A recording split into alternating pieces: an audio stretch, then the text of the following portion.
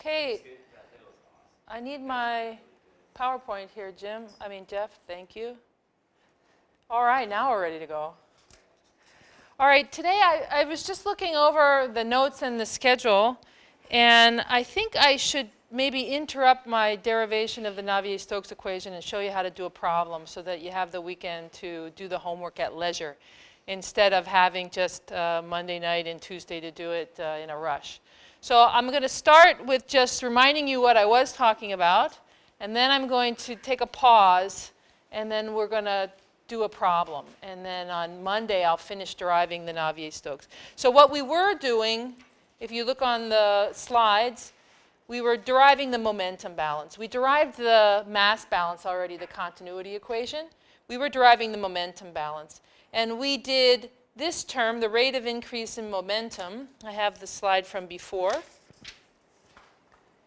We have the rate of increase in momentum, which we wrote just as momentum, this is the mass one. Net flux. Okay, so we did it very similar to this. I don't know if I could find the other one as quickly. Mass, momentum. Very similar to this, where we would put instead of mass per volume, oh no, this one's correct. Mass per volume times the velocity. Mass times velocity is momentum. Integrated over the whole volume. Rate of change gives us the rate of increase of momentum in the volume V. That's this first term in the momentum balance. Then we had two other terms, although this one's actually several terms. What I call the convective term and the sum of the forces term. So the convective term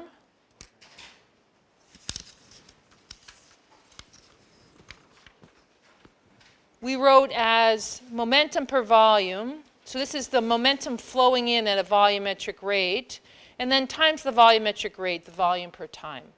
So this one turned out to be this combination which includes the tensor VV. So that's the convective term. That's how much momentum is brought in when mass comes in. So we did that one. And then we started looking at this sum of the forces on the volume. And we only did the easy one. Sum of the forces on our arbitrary volume, body forces and molecular forces. We did the body forces, gravity. So it's F equals ma. So this is mass per volume, so that's m, times acceleration, gravity, F equals ma, integrated over the volume, and we get the body force term. So as I was saying before, we're going to skip out here on the molecular force terms, but the basic equation that we're working on is rate of increase of momentum equals net flow in. So this is the convective term.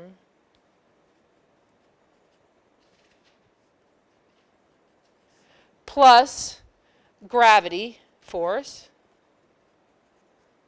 which is the body force, plus molecular forces.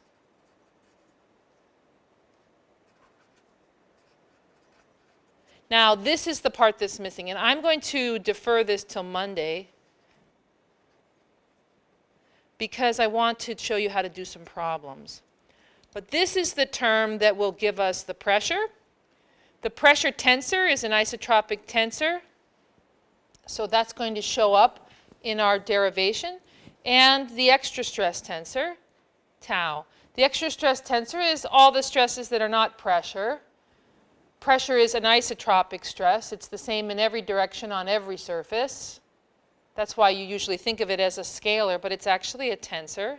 But it's an isotropic tensor.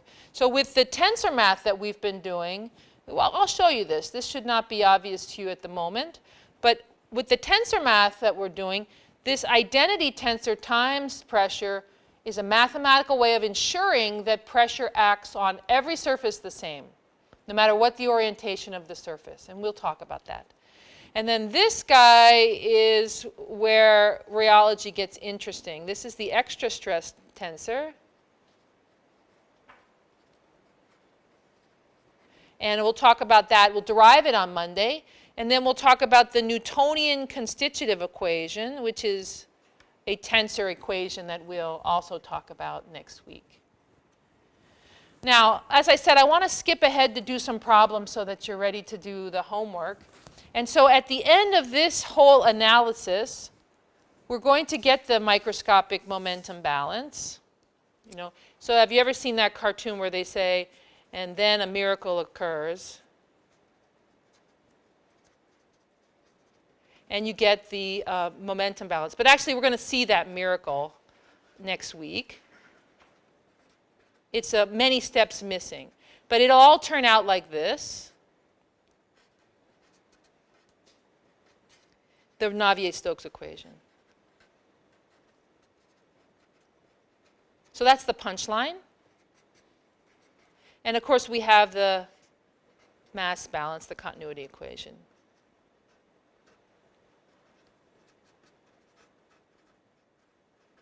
So these two equations are the ones that we need to solve flow problems. And that's what I want to do today, is to show you how we can solve these flow problems without the aid of a handout like this one. Okay. This handout that we used in my class last semester, we're not going to get it for the exam. Instead, you're going to get just these vector versions of the equation that I'm showing here. You don't have to memorize them. Okay? This is all you're going to get. So it's just one extra step of difficulty, is that you have to use what we've been learning about vectors and del dot and del dot del, etc., to get to those equations without the safety net of the table. Now that also means that on the test there's not going to be cylindrical or spherical coordinates, because you can't get them from this. You need the table for cylindrical and spherical. So there you go. That's nice. But let's see how it works to do this kind of a problem without the safety net. So skipping ahead, these are some of the example problems from lecture 11. Let's do the simplest problem. This is also the first problem in rheology. Drag flow between infinite parallel plates. So drag flow between infinite parallel plates, if I were going to write it out, would be to say, calculate the steady state velocity profile when a Newtonian fluid is placed between two very long, very wide plates, and the upper plate is made to move at velocity v, which is a constant. Okay, this is my upper plate, and it's moving with a velocity v.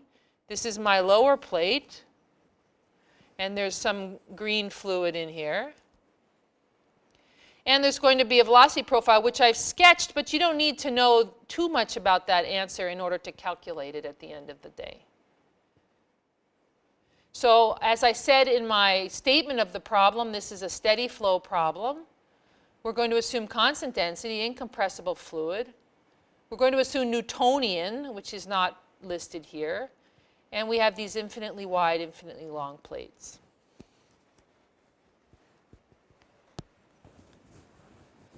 So the solution to the problem is to calculate the velocity field. The solution is we must impose conservation of mass and conservation of momentum. So usually, oh, excuse me, I didn't finish writing the continuity equation. It's del dot v equals 0. And I also didn't finish writing the Navier-Stokes equation. It's all of that stuff equals to 0. So we'll start with the continuity equation and simplify it for this flow.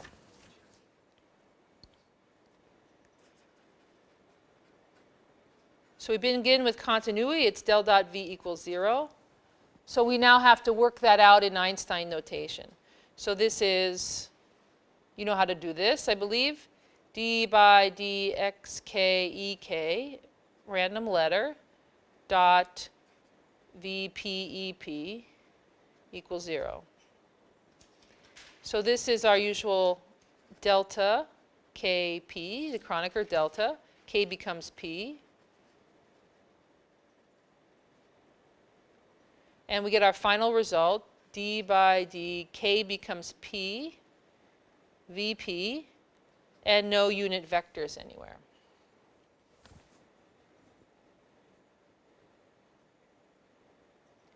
Now we need to expand this because we're actually going to use it. It's not just the answer on some homework problem.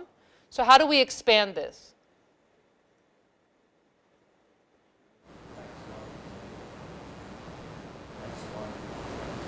And so we put the summation back in, right? To get it to be in the form of 1, 2, 3, we put this summation back in. For Einstein notation, the presence of any repeated index means there's a missing summation.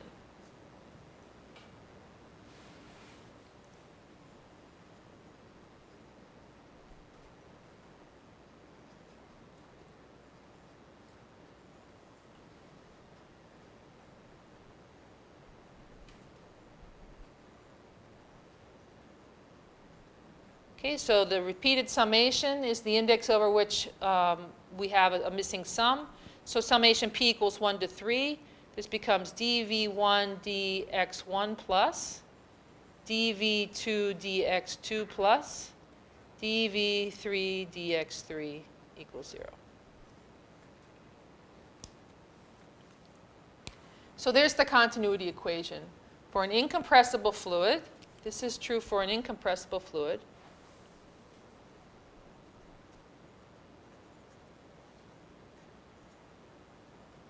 mass is conserved. If you look at the equation, maybe you can see what it's saying. So for instance, in our flow, let me go back over here to this picture of our flow. For the flow we're looking at, the flow is only in the one direction, right? This top plate is moving only in the one direction for our chosen coordinate system. It's not moving in the two, it's not moving up, it's not moving out to the right. So it's only moving in the one, which means only V1 is non-zero. So that means V2 is 0 and V3 is 0.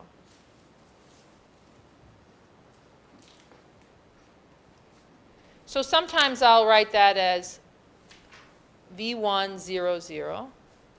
I'm assuming unidirectional flow. So what the continuity equation is saying is that if it's unidirectional flow, if the flow is, there's no flow allowed in the V2 direction, there's no flow allowed in the V3, then the flow that's in the V1 direction must remain that same flow all the time. It cannot change in that x1 direction. So as we go forward in the x1 direction here on the slide, the velocity field must be the same at this location of x1, at this location, at this location, and this one. It kind of makes sense when you think about it. Mass is conserved.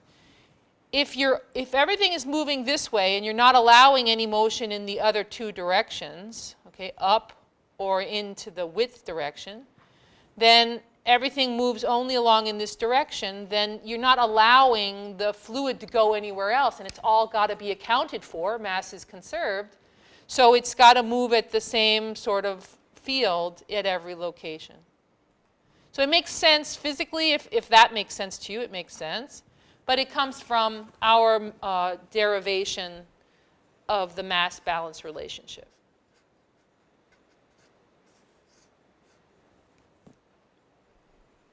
Okay, so that was pretty simple. Mass is a scalar quantity. The mass conservation equation is a scalar equation. So now we'll do the tougher one, which has several terms in it. Now momentum conservation.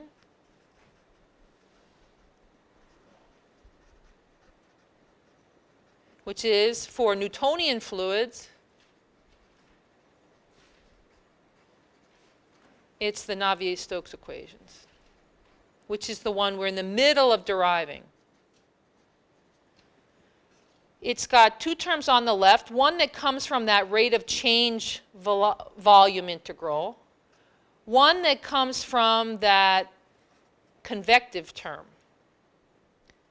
two that come from the molecular stresses that we have not done yet, and one that comes from that gravity term. So these two, pressure and the viscosity term, are the two that come from the missing molecular surface force term that we haven't done yet. The gravity term we've done, the convective term we've done. Interesting how this turns out. I'll just flash that. I'll just flash this for interest. This is how it starts out, del dot rho VV. And this is how it appears at the end of the day, V dot del V rho. So there's some missing steps there that we'll have to get to on Monday. Okay, now we want to write this for our flow, and we know a couple of things. We know that the velocity vector is only in the one direction. And from continuity, we know dv1 dx1 is 0. That's all we really know so far. And we know it's steady. We'll be able to make some simplifications. So our first task is to write each of these terms using our Einstein notation. So the first term is rho partial v with respect to t. And that's just the vector v time derivative. There's no operation to take. So this is just rho dv1 dt, rho dv1 dv2 dt, rho dv3 dt.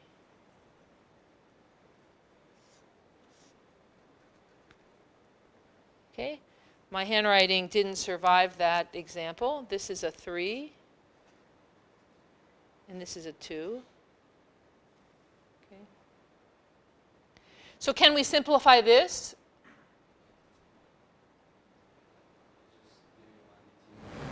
First of all, we know v2 and v3 are 0, so just the dv1 dt works. And what about the dv1 dt? Why? Yeah, v is not constant, but maybe you mean the same thing. It's at steady state. It's constant with respect to time. So these terms can go out because of this assumption of velocity, and this one goes out because of steady state. So this whole term goes out.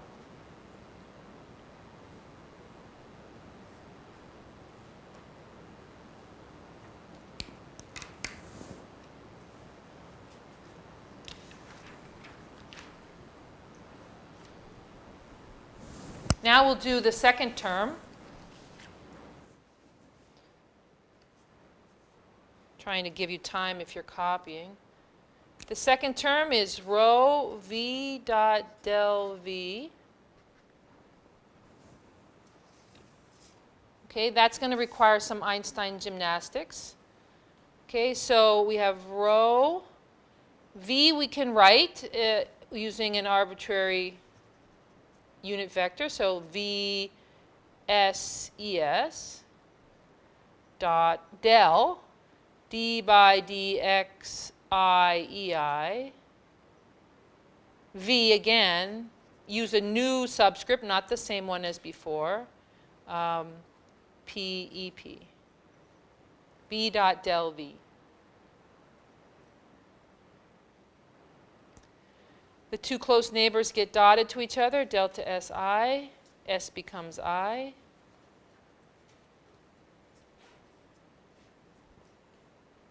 And we get rho v, s becomes I, d by dx I, vp, ep.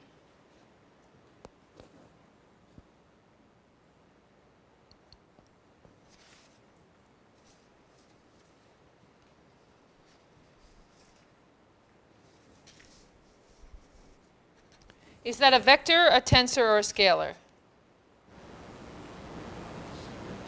Vector, why? Because it has one unit vector. There's one unit vector there, e, it's a vector. If there are two, it's a tensor. If there are 0, it's a scalar. Okay, so now we need to expand this. How do we expand it? How do we make it look like a column vector?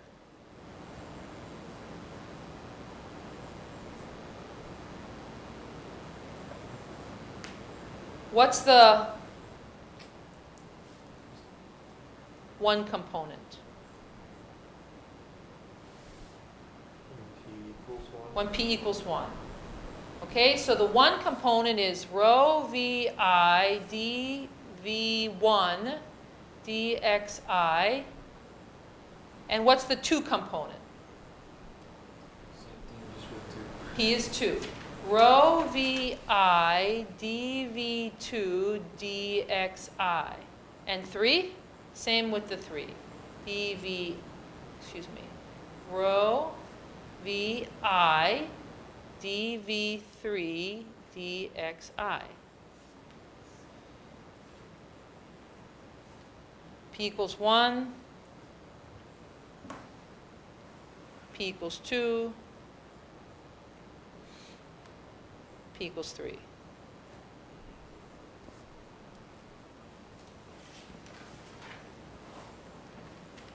What's the deal with those i's? Summation. Whenever there's a repeated index, there's a missing summation. Okay, so there's a summation I equals 1 to 3. So that means rho v dot del v equals, the one component has a summation vi dv1 dxi, I equals 1 to 3. The two component has a summation I equals 1 to 3, rho vi dv2 dxi. And the three component summation I equal 1 to 3, rho vi dv3 dxi.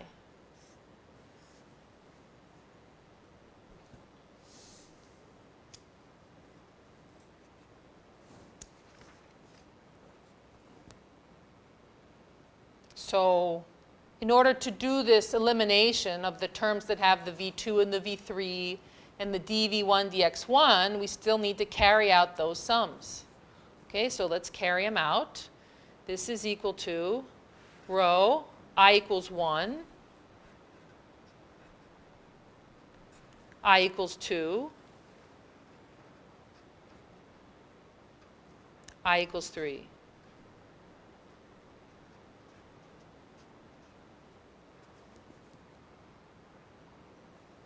So notice that the v matches the x on the bottom, the v matches the x on the bottom, the v matches the x on the bottom, the v's on the top are all 1. That's what this says. That's what this Einstein notation says. The v on the top is 1 and the v on the front matches the x on the bottom. Okay, that's what this is. And that's the one component. The two component will look exactly the same except what will be different? V2 after the D? Right, in the numerators, V2s. That's what again this says. If we go back to the previous incarnation, it says that whatever's in the numerator part is going to match the place in the vector. That's what Einstein notation is telling us. Whatever's in the numerator part is going to match what's in the vector position. And then there's going to be this summation of 1, 2, 3 between the v in the front and the x in the bottom. So now we're seeing that acted out. So we can just copy this down. I like to do it write all my v's first and get my indices later, because otherwise I sometimes just write the wrong thing even without intending to. So there I've written it very much blank. And now all the v's in the numerator are 2. And these go 1, 2, 3. 1, 2, 3. And now we do it again. D rho, excuse me, I keep doing D instead of rho v dv dx plus rho v dv dx plus rho v dv dx. The v's in the numerators are all 3s. And the x and the v match 1, 2, 3.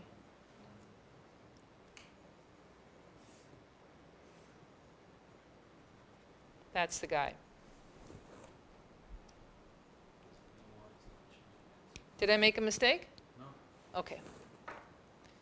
So now we're finally ready to simplify this term. Okay, what can we cross out? Huh? pretty much anything that has the V2 and V3. Anything that has V2, anything that has V3. And then that one is 0 too because V1 is not changing. Right. From the continuity equation, dv1 dx1 is 0. So after all that work, 0.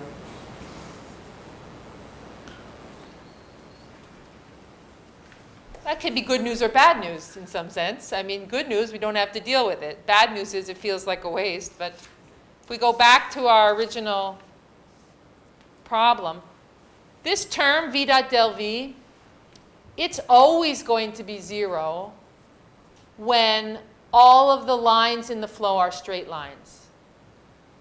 Because when all the lines in the flow are straight lines,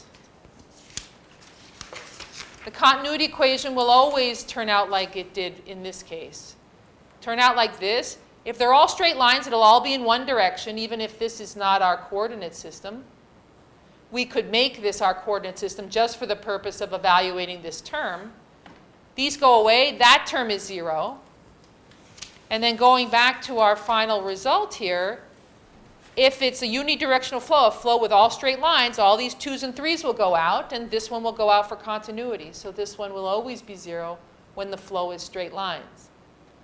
Now I'll tell you, don't make the mistake on the homework of thinking that the flow in the circular flow is flow in straight lines. It's a flow with only one coordinate direction, the theta direction. And its velocity vector will look something like this. It'll look 0 v theta 0. But that one, it will not all cancel out. This term is not 0 because not straight lines. Okay? They're going around in circles. So single component does not mean straight lines. Straight lines means the lines are straight. Unidirectional flow means the lines are straight. When the lines are straight, we can actually, all the way back here, with the Navier-Stokes equation, we can just write this one goes to 0 because it's unidirectional flow. This one, of course, went to 0 because it was steady state.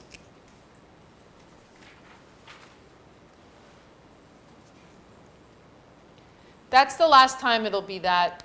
That's the last time it's all going to be 0. This turns out the left-hand side of the Navier-Stokes equation is 0 for steady unidirectional flow. These are the inertial terms. If you think back to your fluid mechanics class, you have your inertial terms and your viscous terms. The ratio of inertial and viscous terms is the Reynolds number. Okay, when you have an inertialess flow, the flow is dominated by the viscosity, if any of that sounds familiar. And that's because this left-hand side goes completely away. All right, so now we have 3 more terms to evaluate. Let's do the pressure term. Grad P, or minus grad P.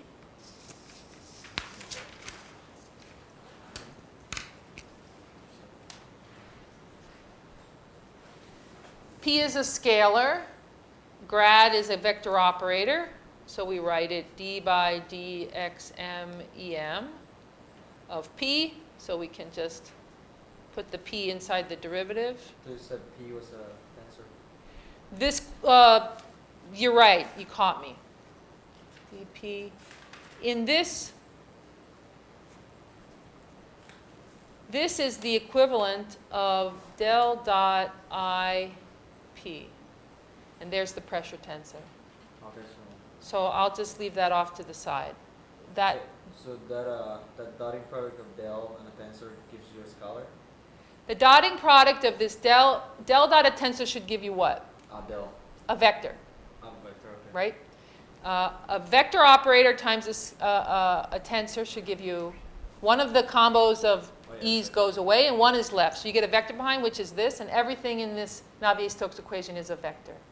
So the gradient of the scalar pressure, this is the magnitude of the pressure really. Pressure is really a tensor. But this is the pressure tensor, and this is the magnitude of the pressure tensor, which is the scalar. So good eye. So this is our minus grad P. So to get the one component, we set m equal to 1. So minus grad P is equal to minus dp dx1 And m equals 2 is minus dp dx2. And m equal 3 is minus dp x3.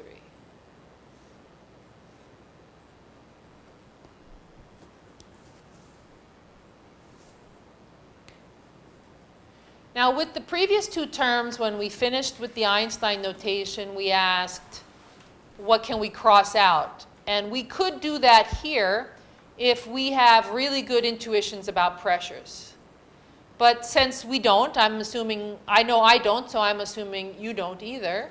Since we don't generally have good intuition about pressure, I recommend that you leave the pressure alone until later and let the momentum balance tell you what the gradient of pressure has to be. Don't assume it until you have to. There will be times you have to. This is not one of those times. So let's just leave that in the equation for now. So now we have two more terms to figure out. So far we have 0 equals the pressure gradient vector that we have. Now we need mu del squared V.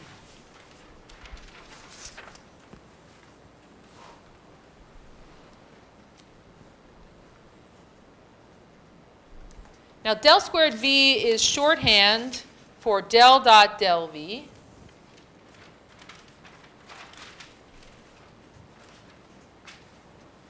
And del dot del V we can evaluate by Einstein notation. So mu del d by dx n e n. Even though there are two dels, different, we use different letters. D by dxj, ej. And then v the vector, get another letter, vm, em. Doesn't matter what letter we use within this one term, but they all have to be different. So you can work ahead if you like. See if you get the same thing I do. We're dotting these two. We get delta n j, n becomes j.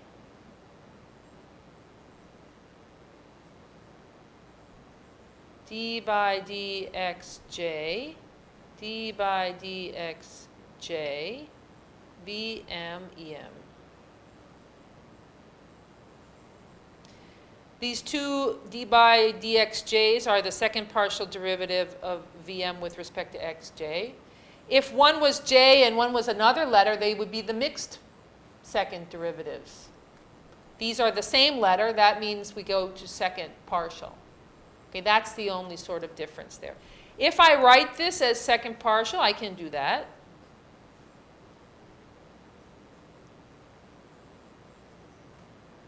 We just have to remember that even though I only see one j, j is repeated. Okay, remember with Einstein notation, every time there's a repeated index, there's a sum. When I write it like this, it looks like there's no sum over j. But that's shorthand. There's a sum over m, there's a sum over j. So now we expand it.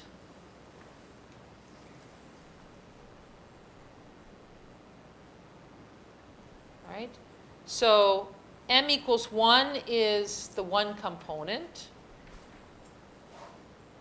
So that's mu del squared v1 dxj squared. M equals 2 is the two component, mu del squared v2 dxj squared. And m equals 3 is the three component, mu del squared v3 dxj squared.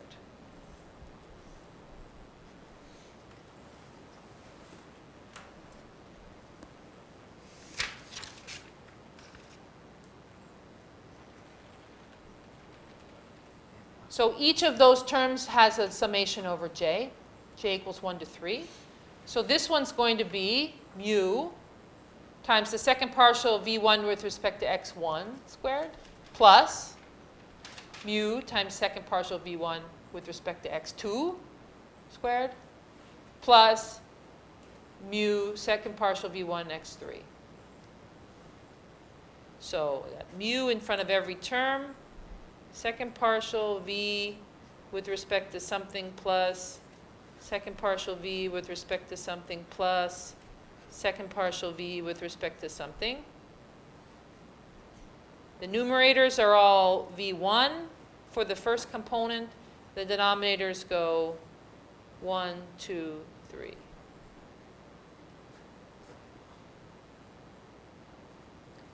Same thing in the second, same thing in the third. The only difference being instead of v1 in the numerator, it'll be v2. dv with respect to x plus, dv with respect to x plus, dv with respect to x. Second derivatives. Numerators are all 2. Denominators go 1, 2, 3. Second partial v with respect to x. Second partial v with respect to x. Second partial v with respect to x. Numerators are all 3. Denominators go 1, 2, 3. It's a vector.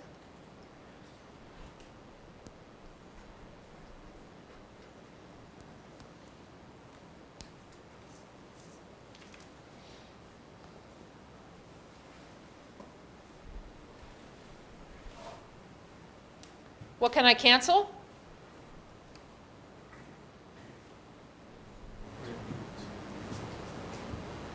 Just be louder and we'll be done. B2 and B3. B2 and B3. What else? From the infinity wide and long, you can get rid of x1, x3. Right. It's a very, it's not x2 actually, right? Let's look at our problem. Yeah.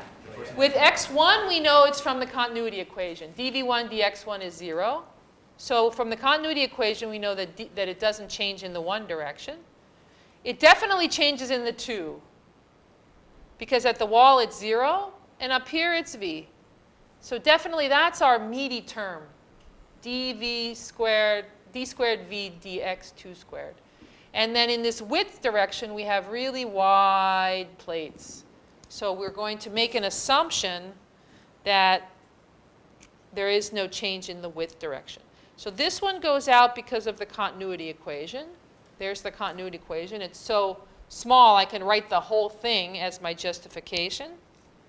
And this one is going to go out because we have wide plates.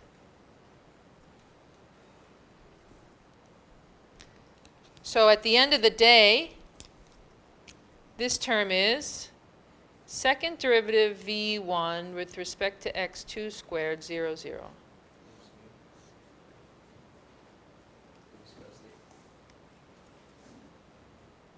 Right? Yeah, you left the viscosity out. And I left the viscosity out. We need it. Thank you.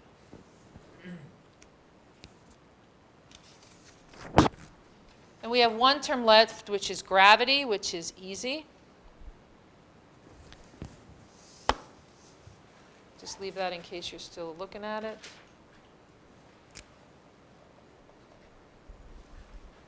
Rho g. We have to go back and look at our sheet for the problem. Gravity is down, so it's in the minus x2 direction. So this one we just write as rho times the gravity vector, 0 minus g, 0.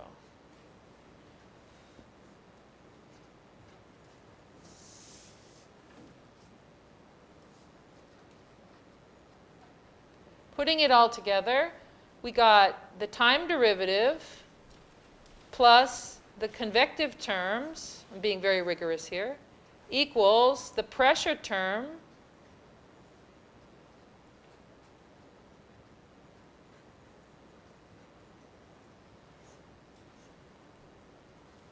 plus the viscosity term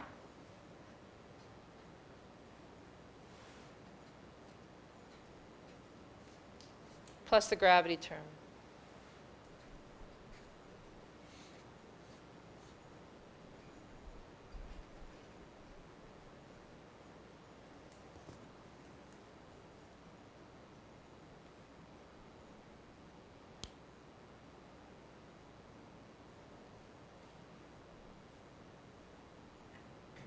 So this is a vector equation, and all three components have to be satisfied. The easiest one is the 3 component. The 3 component tells us 0 equals minus dp dx3. Pressure is not a function of x3. Right? What this equation tells us is that for steady unidirectional flow, where there is no component in the, where there's no gravity component in the 3 direction and no xy, no v3, the pressure may not change in the 3 direction. Because apparently the only things that would cause pressure to change would be velocity. These terms went out because of velocity 3, 0. Gravity, and there is no gravity term.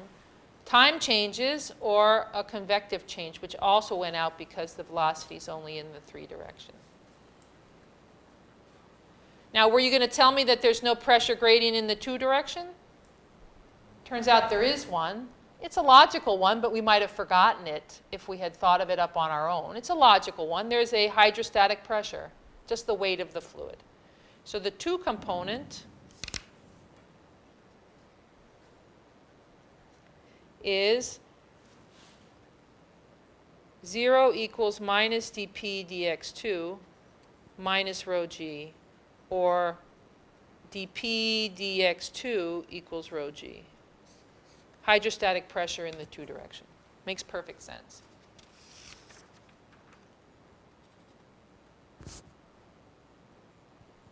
And then finally, the 1 direction.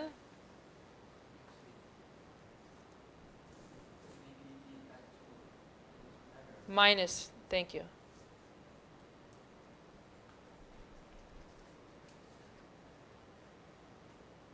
The 1 component is 0 equals minus dp dx1 plus mu second derivative v1 with respect to x2 plus 0.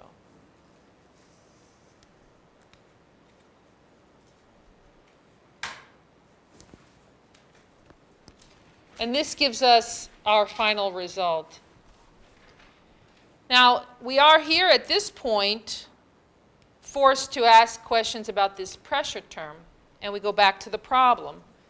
We were told to put a fluid between 2 long, wide plates and move the top plate. They didn't say anything about pressure. Now we're asking ourselves, could the pressure vary between here and here? Could the pressure be different upstream and downstream? And let's see, what would make it different? There's nothing imposed. Nobody told us that they imposed a pressure gradient. We're just dragging the top plates. We're like dragging a knife over peanut butter. We're just dragging the knife over the top of the fluid. There's no imposed pressure gradient. There's nothing required by the momentum balance. If this is open at one end, we know that the pressure at one end is P atmosphere. If it's open at the other end, then that would be P atmosphere. And that would say that there's no gradient if it were open at both ends. So it seems reasonable, and here we have to take a leap. It seems reasonable to say that there'll be no pressure difference between the 2 ends. So that's our toughest physics, let's say. We had to actually think about it and look at the problem. And we're going to assume no pressure variation, no flow direction pressure variation.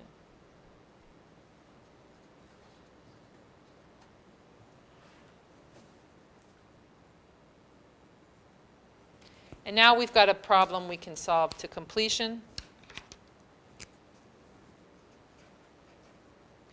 We have mu second derivative v1 with respect to x2 equals 0, divide through by mu, integrate once, dv1 dx2 equals a constant. Integrate again, v1 is equal to a constant times x2 plus a second constant. I changed from partials to total because we know that dv1 dx1 is 0 from the continuity equation. And we know dv1 dx3 is 0 because we assumed it. Wide flow. And therefore, v is only a function of x2. So we can change v1 is only a function of x2, so we can change our partials to our complete derivatives. We can then apply the boundary conditions. We have to go back to the flow problem to find out what the boundary conditions are. We need the velocity at 2 locations, and we know it at 2 locations. We know the velocity at the bottom is 0. We know the velocity at the top is v. So it's a linear velocity profile with at x2 equals 0, the velocity is 0. And at x2 is equal to h, the velocity is v.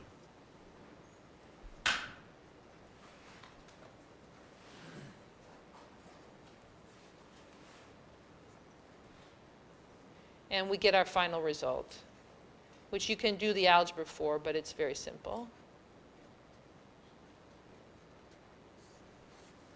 Double check. x2 equals 0, v1 equals 0, correct. x2 equal h, velocity is v, correct.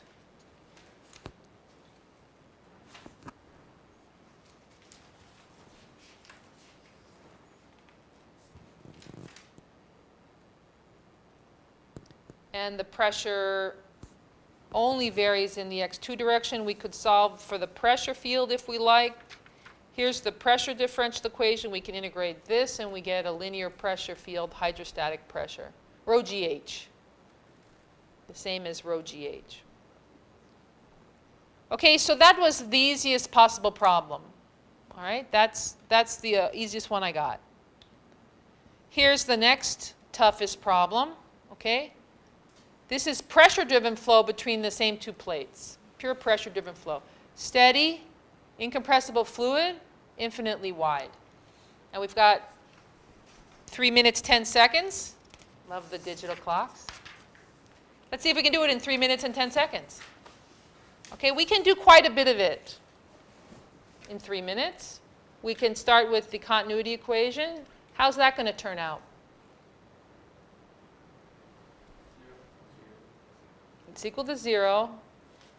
It's the same geometry, and it's also the same case that velocity is only in the one direction.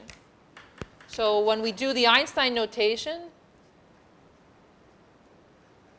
comes out the same. And the conclusion is the same. V2 and V3 are 0, so we get dV1 dx1 is 0. That will always be the case for straight line flow. This is pressure-driven flow, but they are straight lines. Now we have the Navier-Stokes equations.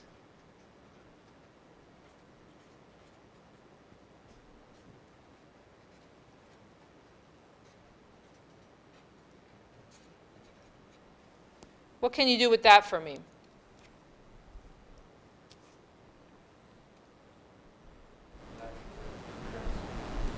Yeah, the left 2 terms are going to be 0. Okay, this one is 0 because steady state. And this one? Unidirectional flow. So we never have to do that again, as long as we realize that it's only true when the lines are dead straight. Okay, this one? Same as before, right? Because we didn't do anything with it. We just carried it out. So we've got it in our notes. This one, same as before, but now we have to cancel things. All right? What's going to cancel for this flow? Let's go back and find it here. V2 and V3 again. It's the same as before, so here's the previous one. Same reasons. V2 and V3 cancel. V2, that leaves this. Is it still true wide plates? Is it still true del dot V is 0? So it comes out the same. Okay, comes out the same. We're racing through. 30 seconds. It's like a game show or something. 0 equals minus dp dx1 minus dp dx2 minus dp dx3 plus mu second derivative v1 with respect to x2, 0, 0. And gravity is the same as well, right? Plus 0 minus rho g0. Okay, we're done. So what do we have? The 3-component, pressure doesn't vary in the 3 direction. The 2-component, hydrostatic pressure. The 1-component, is there pressure in the x2 direction? Yes. So this is the same problem, except now pressure is allowed. And this one requires you to separate the variables. And it's in the book, so you can look up the details of this one. Actually, I'm not sure if it's in the book for this geometry, but it's in the book for the cylindrical geometry. And the logic from this point to the end of the problem is the same. Okay? So if you try this and you can't get to the end, come and see me or send me an email, and I'll tell you where exactly to look, or I'll tell you exactly how to get to the end of this. But now we've essentially finished this one to the end. Okay, so now I think you're in good shape for the homework. And on Monday, we'll finish deriving this beast from the beginning. That's it.